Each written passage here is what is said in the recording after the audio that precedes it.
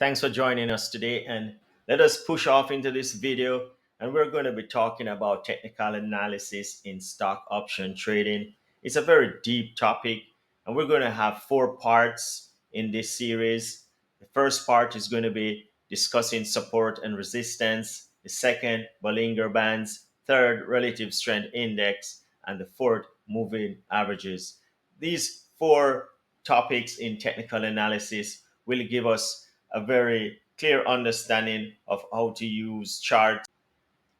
Thanks for joining us today, and let us push off into this video. And we're going to be talking about technical analysis in stock option trading. It's a very deep topic, and we're going to parts in this series. The first part is going to be discussing support and resistance, the second, Bollinger bands, third, relative strength index, and the fourth, moving averages.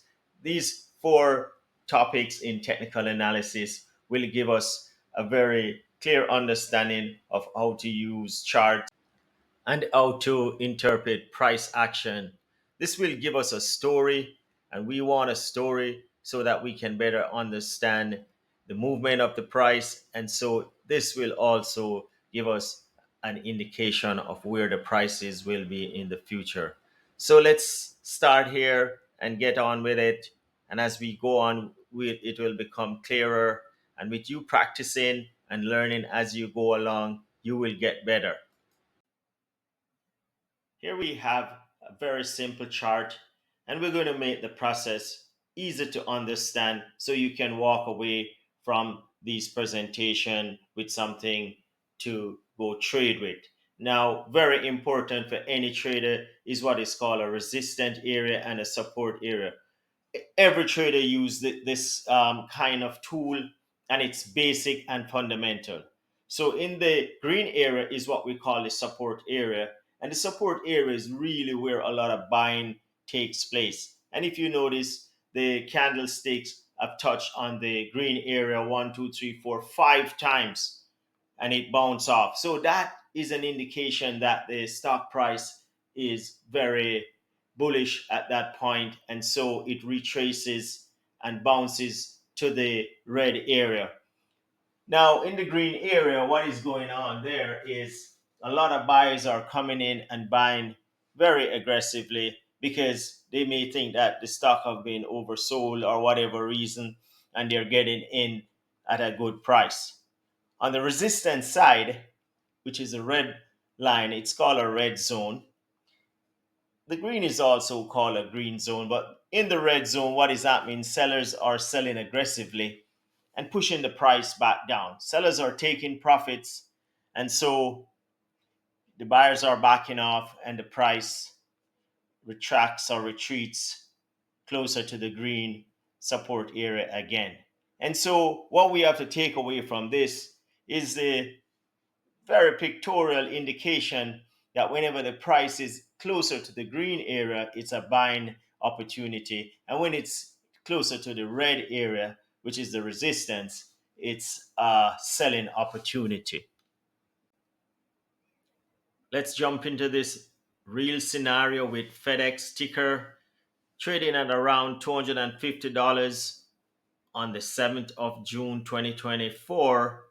And we have a chart here representing the price action for the last 12 months. And so we're trying to show you how strong the support is and how strong the resistance can be if you can find these areas while you're trading any stock or any asset class. So what you got here in the green area is a price bouncing off that green area and heading back towards the purple zone. Now, when it gets to the resistance area, which is the purple zone, sellers are selling aggressively and buyers are backing off, and the stock price get weaker and retreats. And this is just to show a real representation of resistance and support. And we just want to let you know that first of all, and the first and most important thing when you're trading any asset class is to find the resistance and the support areas. The key to identifying these support and resistant area is to identify that the price action bounce off these support and resistance area at least two times within a time period. Now, remember, you can adjust the time frame from 1 year to 6 months, 5 days, 1 day, 15 minutes, 10 minutes, 5 minutes. That way, you get a better view of what's happening and you have a lot more information and a lot more graphics to decide where are the key areas of entering and exiting your trade. So far, I have not used any other technical indicators to explain the support and the resistance area because I wanted to keep it very basic and very simple. Once you have grasped these basic principles surrounding price movement and price acceleration, then we can get into other indicators such as the Japanese candlestick, the relative strength index, moving averages, Bollinger bands, and others. At the same time, I caution all my audience to use a few technical indicators or technical strategies rather than confusing yourself with a ton of other charts and lines and technical strategies. Keep it simple and you will get the best results. Mastering the identification of support and resistance levels on these trading charts will definitely make you a better trader. And as you improve and go along, you will make more money. You will make more profitable trades. And this is a good starting point. Hey, thanks for joining in today. We're going to dig deep into the Bollinger Band technical analysis tool today. The Bollinger Band was really developed by a guy named John Bollinger in the 1980s. It has become very successful as many traders have been using this tool, and it has delivered very good results for traders right across the globe. So, the Bollinger Band reflects price volatility, and we're going to be looking at this in a lot more details with the charts to come. So bear with us as we move to the next slide and look at the charts. And we're going to be looking at Bitcoin and see what happened with Bitcoin over a period of time. So here we have the Bitcoin chart over the last 12 months. And what we have imposed on the Bitcoin chart is a Bollinger Band. And the Bollinger Band, as we have said before, has three lines. On the outer band, it is called the upper band. That is two standard deviation away from the 20-day SMA. And the 20-day SMA is the simple moving average for the last 20 days of price action for this. It's a coin, a cryptocurrency, Bitcoin. So below that, you have the lower band, which is two standard deviation below the 20-day average. So pretty quickly, we are describing those three lines. Very importantly, and you have to note this and understand the practicality of what I'm going to say now, is that two standard deviation means that this Bollinger Band is taking into consideration 95% of the price action, which is a very good reflection of the price movement and the price volatility. And so that is the reason why a lot of traders are using this Bollinger Band. And guess what? You can increase the standard deviation to three as well. Whatever works for you, you can decide. But two standard deviation is the norm, and that is what is used right across the planet. As we continue to focus on the Bollinger Band, we're going to be looking at volatility with this Bitcoin chart over the last 12 months. And if you look to the left side of the chart, you have us identifying an area of low volatility, and it's reflecting the price movements within that rectangular box there. And we can note that the price movement is very tame, not a lot of activity in terms of swings, very narrow movements, very narrow swings. And that is why we are saying that the price movement in that area has low volatility. And it's very evident by just looking at it. On the other hand, on the right side of the chart, you see what is labeled as high volatility. And there you see price movement a lot more volatile, and it's having wide swings or wide movements, a lot more aggressive movements between the upper band and the lower band. And there you can say, hey, the price are extreme, the swings are aggressive, and the price movement is volatile. And that is something that we have to know, where the price is moving from the upper band to the 20-day moving average, and then also to the lower band. And here we see a lot of activity taking place, wide swings, and these are where opportunities exist for traders to make trades on the outer bands and make great profits. And this is what the Bollinger Band does for us as traders and profit makers. So, in utilizing the Bollinger Band for trades and trade decisions, there are several ways that different traders use. Some use the RSI in conjunction to the Bollinger Band, some use mean reversion.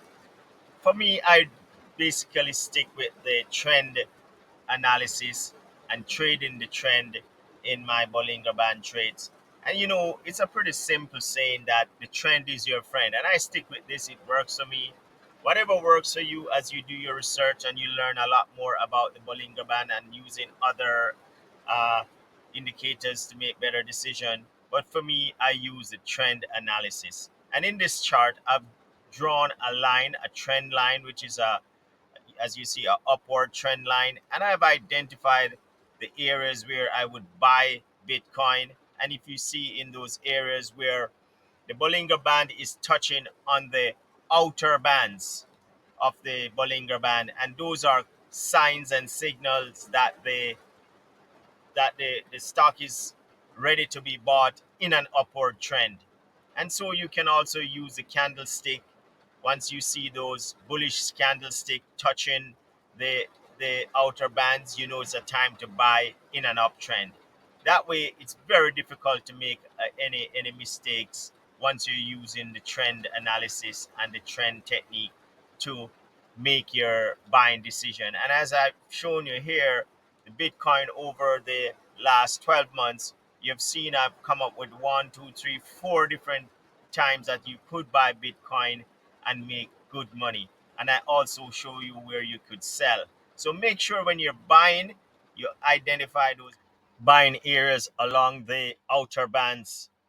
And also you can use the candlestick, the Japanese candlestick, with those bullish upward movements to make your decision a lot more solid and more confident.